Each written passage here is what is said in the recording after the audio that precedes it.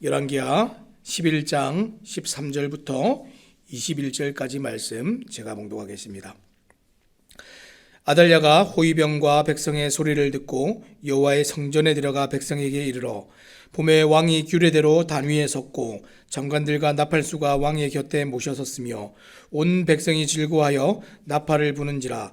아달랴가 옷을 찢으며 외치되 반역이로다 반역이로다 하매 제사장 여호야다가 군대를 거느린 백부장들에게 명령하여 이르되 그를 대열 밖으로 몰아내라. 그를 따르는 자는 모두 칼로 죽이라 하니 제사장의 이 말은 여호와의 성전에서는 그를 죽이지 말라 함이라. 이에 그의 길을 열어주매 그가 왕궁에 말이 다니는 길로 가다가 거기서 죽임을 당하였더라. 여호야다가 왕의 백성에게 여호와의 언약을 맺어 여호와의 백성이 되게 하고 왕과 백성 사이에도 언약을 세우게 하며 온 백성이 바알의 신당으로 가서 그 신당을 허물고 그 제단들과 우상들을 철저히 깨뜨리고 그 제단 앞에서 바알의 제사장 맏단을 죽이니라.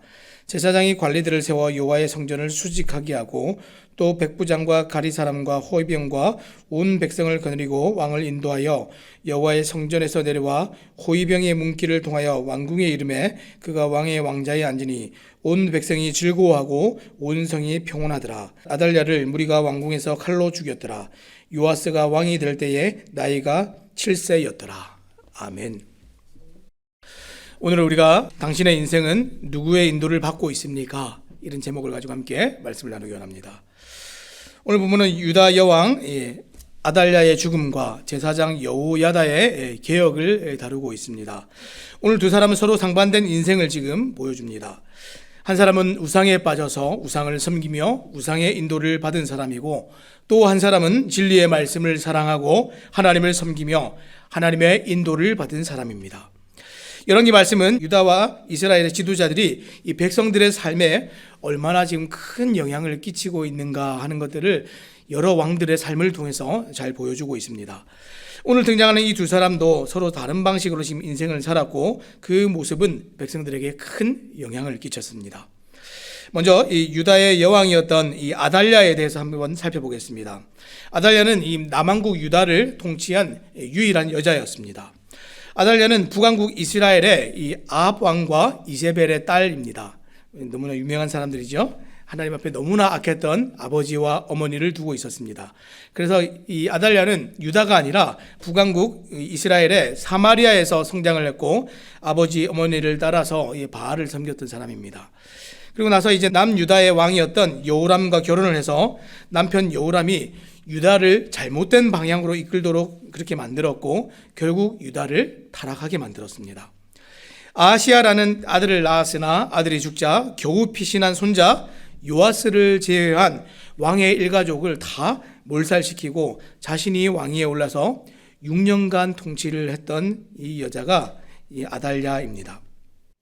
지금 어찌 보면 어머니 이세벨 못지않은 아주 악한 여자입니다.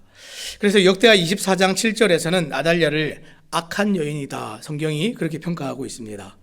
오늘 말씀은 아달랴가 요아스를 제외한 모든 다윗의 혈통을 죽이고 자신이 유다를 통치한 지 6년째 되는 그 해에 지금 일어난 일입니다. 자, 13절 말씀 읽겠습니다. 아달랴가 호위병과 백성의 소리를 듣고 여호와의 성전에 들어가 백성에게 이르러. 오늘 아달랴가 호위병과 백성의 소리를 들었습니다. 지금 이게 무슨 소리입니까?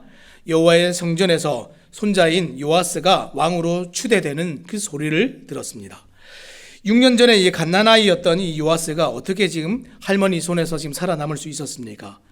그것은 이 고모인 여호세바와 고모부인 대제사장 여호야다 부부의 도움으로 화를 면하고 6년간 지금 성전에서 지금 몰래 양육될 수가 있었습니다.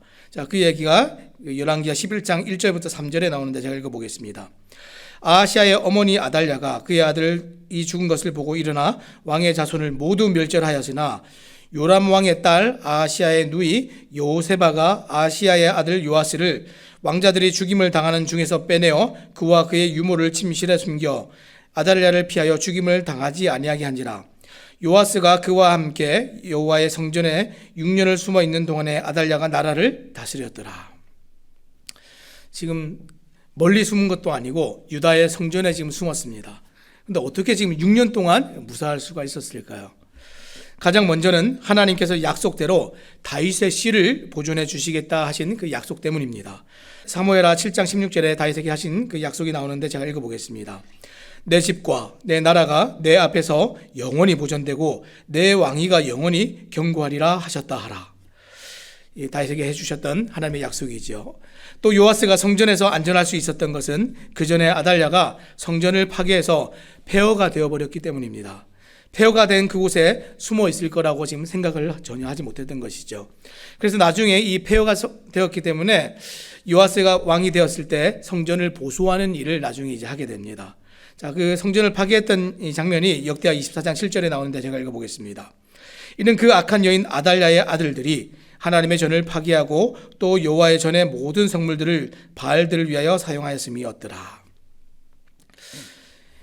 그리고 또 중요한 것은 아달랴가 폐허가 된 성전이 아니더라도 이 악한 여자는 원래 하나님의 성전에 들어가지 않았습니다. 바알을 숭배하는 사람이었기 때문에 성전에 가는 일이 없었지요. 그래서 방금 읽은 역대하 24장 7절에도 아들들이 하나님의 전을 파괴하도록 했습니다. 자신이 가는 것이 아니라 아들들을 다 시켜서 성전을 파괴해라. 얼마나 못된 여자입니까? 이제 폐허가 된 성전을 아달랴나 여왕의 측근들이 6년 동안 전혀 찾을 일이 없었습니다. 부서진 성전이라도 성전이 있었지만 아달랴와 그의 측근들은 하나님을 찾지도 섬기지도 않았습니다. 그런데 오늘 아달랴가 성전에서 들리는 왕의 만세 소리를 확인하기 위해서 황급히 지금 성전으로 달려왔습니다. 그렇게 달려와서 보니까 가장 걱정하고 두려워하던 일이 지금 현실이 되었습니다. 자, 14절 말씀입니다.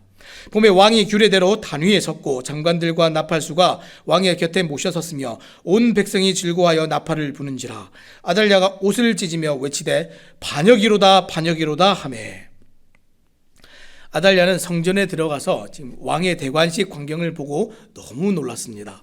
옷을 찢으면서 반역이로다 반역이로다 이렇게 외쳤습니다. 여러분, 그런데 누가 반역입니까? 사실 6년 전에 다윗의 혈통을 다 죽인 아달랴가 반역이지요. 그러나 아달랴는 다윗의 후손 요아스의 등극을 지금 반역이다 이렇게 외치고 있습니다. 그녀는 지금 이제 죽음이 바로 코앞까지 왔지만 그 순간까지 결코 자신의 죄를 깨닫지 못하고 있습니다. 지금 이제 상황이 완전히 역전이 돼서 이제 자신이 반역이 되고 자신이 이제 죽음이 눈앞에 놓였는데도 자신의 처지나 상황이 지금 어떤지를 전혀 알아보지를 못하고 있습니다. 드디어 대제사장 여호야다가 유다가 다시 하나님께 돌아가도록 아달랴를 처단합니다. 15절 16절입니다. 제사장 여호야다가 군대를 거느린 백부장들에게 명령하여 이르되 그를 대열 밖으로 몰아내라. 그를 따르는 자는 모두 칼로 죽이라 하니 제사장의 이 말은 여호와의 성전에서는 그를 죽이지 말라 함이라. 이에 그의 길을 열어주매 그가 왕궁에 말이 다니는 길로 가다가 거기서 죽임을 당하였더라. 제사장 여호야다는 미리 준비한 대로 백부장들의 명령에서 그녀를 이제 성전 밖으로 지금 다 몰아냈습니다. 길을 열어줬습니다. 그런데 지금 갈 수 있는 길이, 왕궁으로 빨리 갈 수 있는 길이 말이 다니는 길밖에 없었습니다. 그러니까 거기는 아무도 지키지 않을 것 같으니까 그 길로 황급히 달려간 것이죠.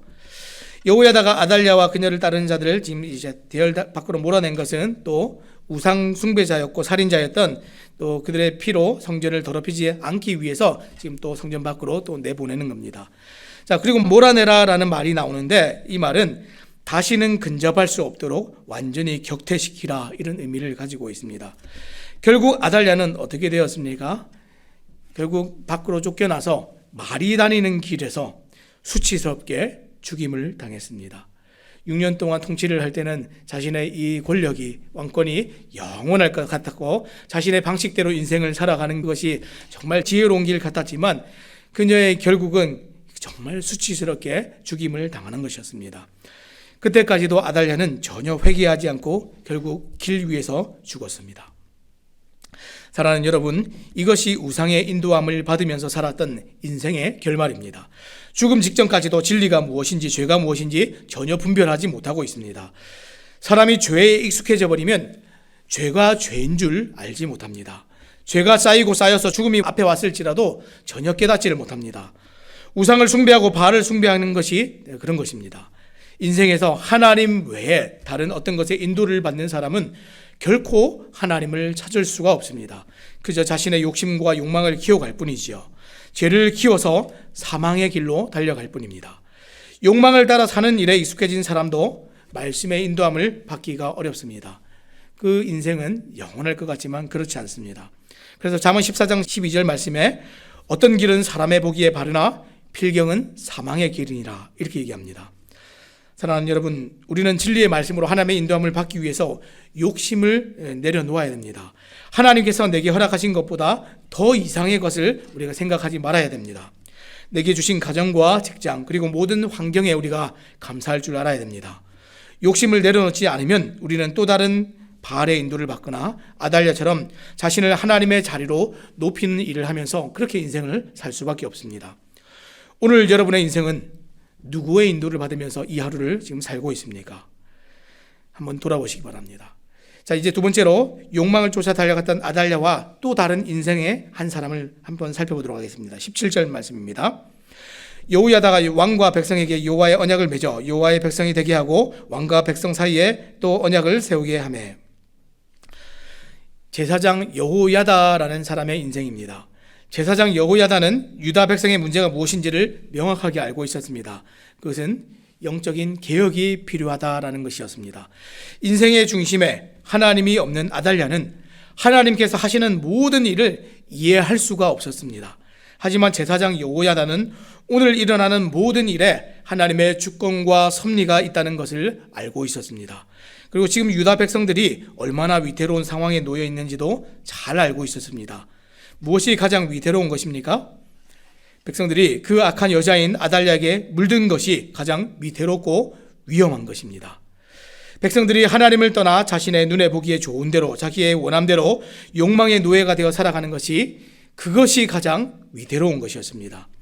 제사장 여호야다는 백성들이 이제 어제와 다른 삶으로 살아야 한다는 것을 분명히 알았습니다. 그것이 어떤 것입니까? 하나님과 단절된 백성들이 다시 살기 위해서 그는 영적인 개혁을 시도해야 된다는 것을 알았습니다. 그는 개혁을 위해서 하나님께 나아가는 변화를 위해서 지금 무엇을 했습니까? 언약을 갱신했다. 성경이 그렇게 얘기합니다. 어린 요아스 왕과 백성이 하나님과 언약을 맺도록 했습니다. 요아스 왕과 또 백성 사이에도 언약을 맺도록 했습니다. 제사장 여호야다는 어린 요아스에게 왕관을 씌우면서 또 동시에 율법책을 주기도 했습니다.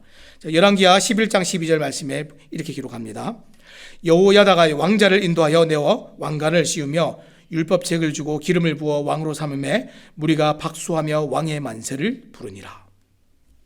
왕의 대관식 때에 이 아주 어린 그 왕자에게 왕관을 씌우면서 어떻게 했습니까? 율법책을 주면서 고모부가 그 어린 왕을 이렇게 세웠습니다. 백성들보다 왕이 먼저 말씀의 인도함을 받도록 하는 것이 그 고모부였던 여호야다의 바람이었습니다. 왕의 권력이 아무리 막강해도 말씀의 선을 넘지 않기를 바랬습니다. 그리고 그 왕과 백성 사이에도 하나님의 말씀이 있어야 한다. 그래야만 백성과 왕 사이의 바른 관계를 유지할 수 있다 하는 것이 지금 여호야다의 생각이었습니다. 이것은 다 하나님의 말씀 앞에서 세워져서 그 인생을 살아갔던 여호야다가 하나님께서 주신 분별력을 가지고 이 모든 상황을 통찰하고 있는 모습입니다.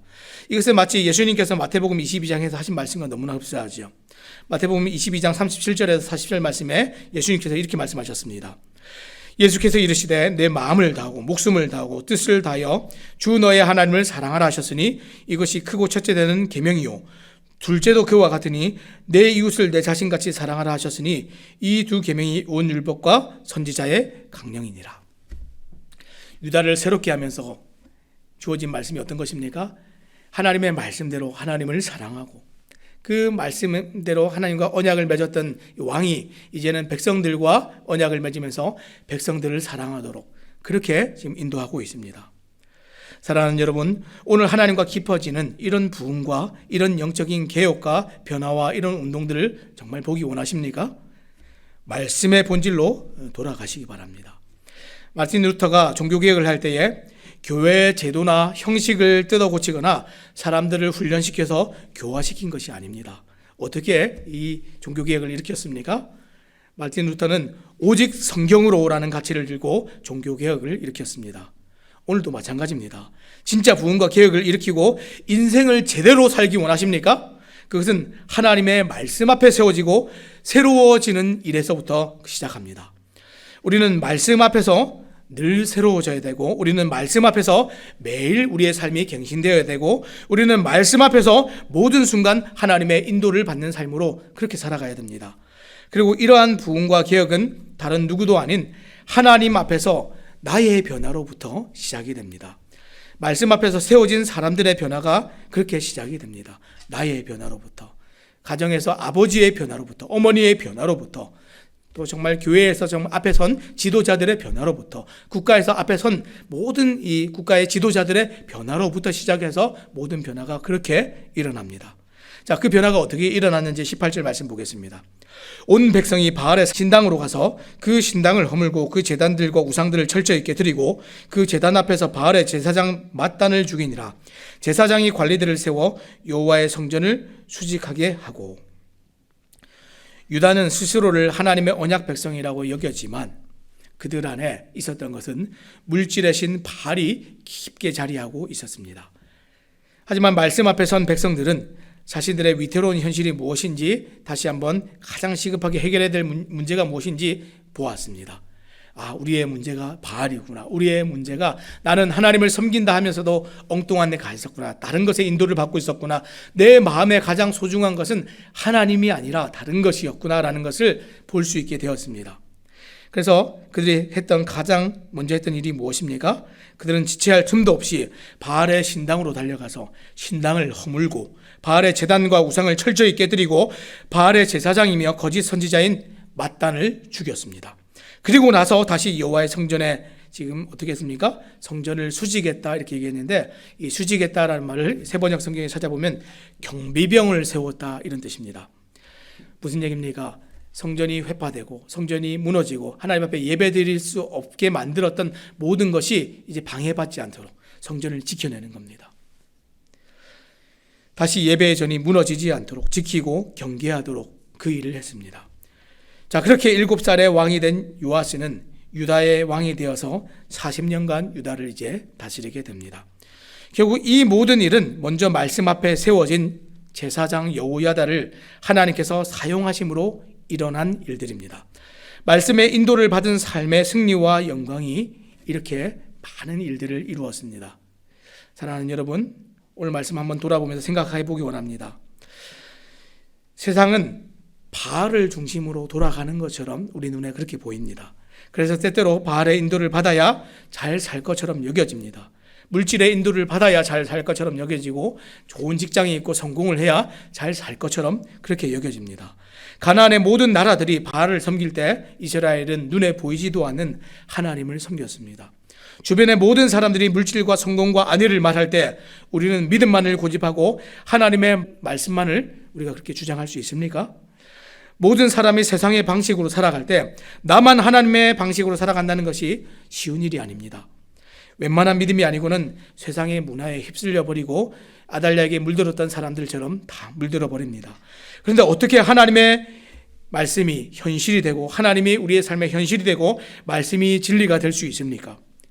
그것은 날마다 말씀 앞에 세워지고 날마다 말씀 앞에서 우리의 예배를 갱신하고 그리고 다시 말씀 앞에서 우리가 떠나지 않고 하나님과 단절되지 않도록 성전 앞에 경비병을 세워서 이 성전을 지키고 예배를 지켜냈던 그 여호야다처럼 날마다 말씀 앞에 예배의 자리를 놓치지 않기 위해서 부단히 노력하고 지켜내도록 경비를 세워야 됩니다. 사랑하는 여러분, 습관적인 그런 예배가 아니라 영과 진리로 드리는 그런 예배가 우리 날마다 드려질 수 있도록 우리가 그렇게 노력해야 됩니다. 하나님과 단절되지 않기 위해 우리가 내가 죽는 그 죽음이 있어야 됩니다. 물질을 숭배하는 육신의 자아가 철저히 죽어야 됩니다. 오늘 말씀을 우리가 기억할 때에 정말 그 말씀 앞에서 그렇게 세워지고 그렇게 하나님의 은혜가 또 새삼침례교회 모든 성도님들 가운데 부어지기를 축복합니다. 기도하겠습니다.